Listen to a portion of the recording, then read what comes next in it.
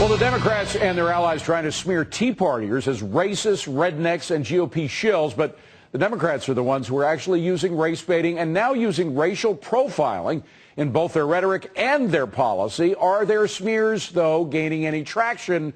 And what's behind them? Retired U.S. Army Lieutenant Colonel Allen West is a Republican candidate for Congress for Florida's 22nd District. He joins us now. Great to see you. What do you think of the NAACP and Sheila Jackson Lee, who said, and I think we can put up the quote, this was at the NAACP rally, all those who wore sheets a long time ago, referring to the Klan members, have now lifted them off and started wearing clothing with a name saying, I am part of the Tea Party, don't you be fooled. Well, are you an ex-Klansman, Colonel?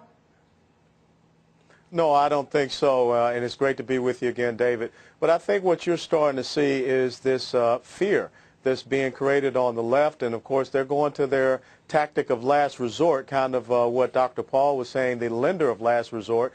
And for the NAACP and for the Congressional Black Caucus and for the Liberal Progressive to try to stir up the pot. And it's very interesting now that we see Al Sharpton creating this new group called One Nation to try to come back and combat the Tea Party. I've spoken at about 6 or 7 Tea Party events. I was last at one for the 4th of July. I've never seen any signs. I've never heard any epithets thrown towards myself. And I don't think that I've ever been a member of the Klan. You know what's interesting also, Colonel, is how this race baiting that's going on from the left, who are unhappy with the Tea Parties, does find its way into legislation, even in the financial regulation bill, which seems like something that would have no relationship to race one way or the other. There's racial profiling in this bill. I think we pulled out some pieces of it. I want your reaction to it.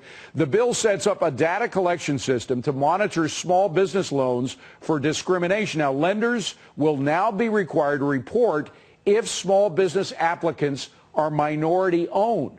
That sounds like racial profile. You now have to say what race you are, and if you are a certain race, you get a certain consideration.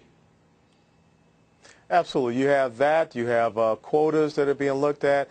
You go back and you look at the health care legislation. Even in the health care legislation, there's a tax that's being placed on tanning booths. And I have to tell you, that's kind of racist in nature when you look at it. But it's funny. It's a white person's tax, right?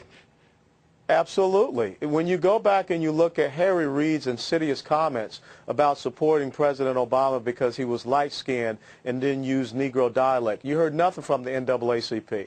When Joe Biden talked about how President Obama was clean and articulate, you heard nothing from the NAACP.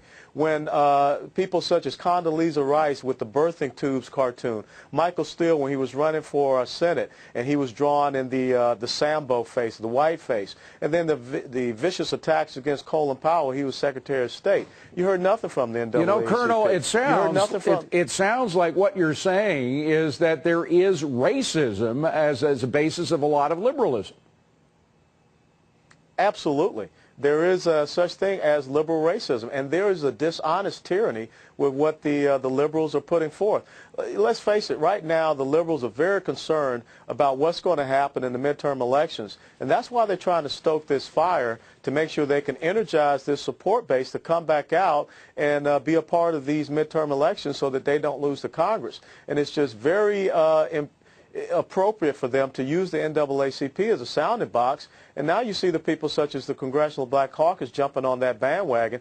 And I have to tell you, there have been many blogs that have called me an Oreo, an Uncle Tom, and a token.